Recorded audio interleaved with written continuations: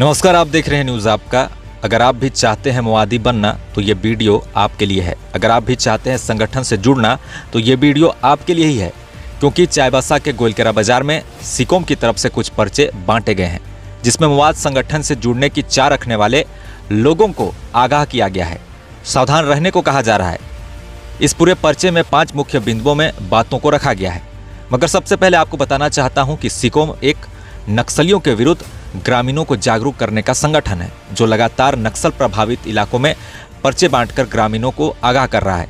एक तरफ माओवादी ग्रामीणों से अपील करते हैं, प्रेस नोट जारी भी करते हैं, दूसरी तरफ सिकोम संगठन भी पर्चे बांटकर ग्रामीणों को आगाह कर रही है। तो चलिए जानते हैं कि आखिर सिकोम की तरफ से जारी पर्चे में क्या लिखा है।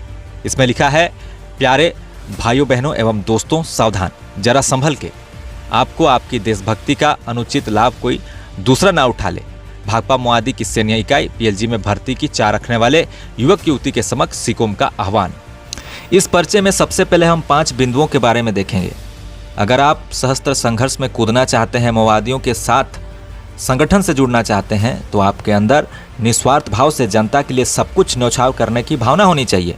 क्योंकि पार्टी में वेतन या सैलरी का कोई प्रावधान नहीं है, और आज के पूंजीवादी समाज में मनुष्य के विचार ऐसे हैं कि जो हर काम की कीमत मांगता है। माँ बाप जब तक कुछ कमा के देने में सक्षम है, तब तक माँ बाप असमक्ष स्थिति में वो कबाड़ बन जाते हैं, जिसे हम अलग कमरे में शिफ्ट कर देते हैं। अगर आपकी भी सोच ऐसी है कि पार्टी में रहने से आय के स्रोत मिलेंगे, वेतन भत्ते मिलेंगे, परिवार आर्थिक रूप से संपन्न होगा, तो आपकी सोच बिल्कुल गलत है। संपन्न होना तो दूर की बात, परिवार की माली हालत और भी जर्जर हो जाएगी। इस पर्चे में कहा गया है कि नेतृत्वकर्ता के परिवार को छोड़कर अगर आप निस्वार्थवादी और ठान लिए हैं कि हमें देश और समाज हित में काम करने हैं, तो हो जाइए सावधान। जरा इन पहलुओं पर गौर करें। पार्टी की सांगठनिक संरचना पूंजीवादी समाज से आए विभिन्न वर्गों से हुई है, जिनके अपने अपने विचार हैं, सोच है, स्वार्थ है, जिसके कारण पार्टी गैर सरबराह रुझानों से ग्रसित है। फलस्वरूप पार्टी में भ्रष्टाचार, महिलाओं के साथ शारीरिक व मानसिक उत्पीड़न, नौकरशाह प्रवृत्ति, उपभोक्तावादी संस्कृति, व्यक्तिवाद की अभिव्यक्ति दिखाई पड़ती है। कैडरों की अपेक्षा नेतृत्व में ये ज़्यादा काम करती है। परिणाम स्वरूप वोल्शेविकीकरण अभियान के बावजूद या कम होने की बजाय और बढ़ता जा रहा है। फलत या पार्टी कम्युनिस्ट की पार्टी ना रहकर चोर बदमाशों की पार्टी बन गई है, जिसका एक ही उद्देश्य रह गया है, लेवी वसूलना, मुखबिरी के नाम पर निर्दोष ग्रामीणों की हत्या करना। इस पर्चे के दूसरे पॉइंट में लिखा है कि अंतिम सांस तक पार्टी में रहने की मानसिकता आपके अंदर कूट कूट के भरी होनी चाहिए। कुछ सालों तक रहेंगे और लौटकर पुनः अपने घर वापस आना चाहेंगे तो ये नहीं हो सकता है, क्योंकि कुछ सालों तक रहने के बाद आप पुलिस प्रशासन की नज़र में आ जाएंगे। घर आने की स्थिति में पुलिस आपको गिरफ्तार करने की फिराक में रहेगी। संभवतः आप गिरफ्तार भी हो जाएंगे।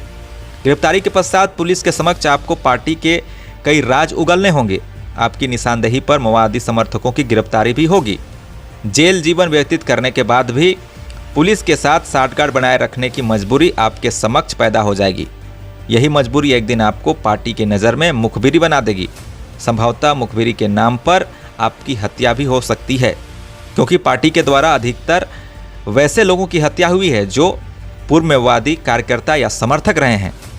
अभी तक रांची, खूंटी और कोल्हान में 400 से अधिक लोगों की हत्या मुखबिरी के नाम पर हो चुकी है, जो पूर्व माओवादी या माओवादी समर्थक रह चुके थे।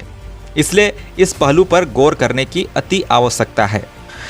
इस पर्चे के तीसरे पॉइंट में लिखा हुआ है कि परिवार को तंगहाली में देखने की मानसिकता बनानी होगी, क्योंकि पार्टी में वेतन भत्ता का कोई प्रावधान नहीं होने के कारण आपके घर छोड़ने के बाद परिवार की माली हालत काफ़ी ज़्यादा पहले की अपेक्षा और खस्ता हो जाएगी, और धीरे धीरे परिवार आपकी बर्बादी की ओर बढ़ता चला जाएगा।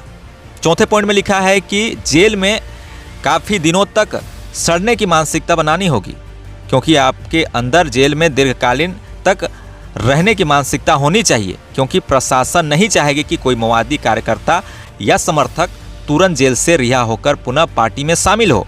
5वें पॉइंट में लिखा है कि पार्टी की अपने शहीद परिवारों से दूरी बनाए रखने की मानसिकता है। पुलिस के साथ मुठभेड़ में मारे गए पार्टी कैडरों को पार्टी शहीद का नाम से संबोधित करती है। 2004 से लेकर अब तक 4000 से ऊपर माओवादी कार्यकर्ता मारे जा चुके हैं। ऐसे परिवारों की आर्थिक मदद तो दूर की बात, पार्टी ऐसे परिवारों से दूरी बनाए रखने में ही अपनी भलाई समझती है। अतः भारत की कम्युनिस्ट माओवादी पार्टी कि सैन्य इकाई पीएलजीए में भर्ती की इच्छा रखने वाले व्यापक तौर पर नवयुवक नवयुवतियों के लिए सिकोम की तरफ से यही आह्वान है कि उल्लेखित विभिन्न पहलुओं पर गहराई से विचार करें। इस पर्चे में नोट में लिखा हुआ है कि गृह मंत्रालय के आंकड़ों के अनुसार नक्सल प्रभावित राज्य बिहार, झारखंड, उड़ीसा, छत्तीसगढ़, महाराष्ट्र और आंध्र प्रदेश, इन 6 राज्यों में पिछले 20 सालों में 12,000 लोग नक्सली हिंसा में अपने प्राण गंवाए हैं, जिसमें 2700 सुरक्षा बल के जवान हैं। और वहीं गृह मंत्रालय के आंकड़ों के अनुसार 9,300 लोगों की हत्या पुलिस मुखबिरी के आरोप में नक्सलियों के द्वारा पिछले 2 दशकों में कर दी गई है। इस पर्चे में मुखबिर के नाम पर निर्दोष ग्रामीणों की हत्याओं का भी जिक्र मिलता है।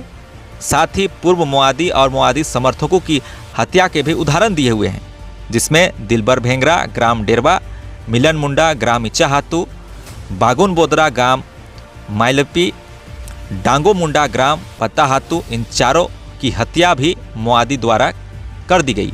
इस पर्चे के अब शुरुआत में हम देखते हैं कि क्या लिखा हुआ है। इसमें लिखा है, प्यारे भाई बहनों एवं दोस्तों, देश समाज व राज्य हित में सोचना प्रत्येक भारतीय का परम कर्तव्य है और होना भी चाहिए। साथ ही साथ सामाजिक प्राणी होने के नाते प्रत्येक मनुष्य में एक सामाजिक सोच का भी होना स्वाभाविक है।